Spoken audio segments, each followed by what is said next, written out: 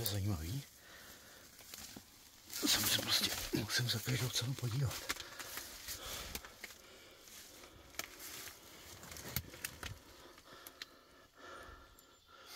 To patřilo ještě k tomu hradu.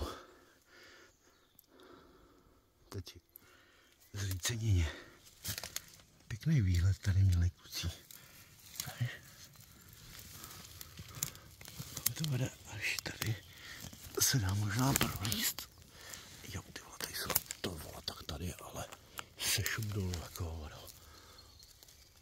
Jo, tak. No, možná by se dalo, ale nejdřív to oblídnu. Už mi není 20. A když tak se vrátím tady z té strany.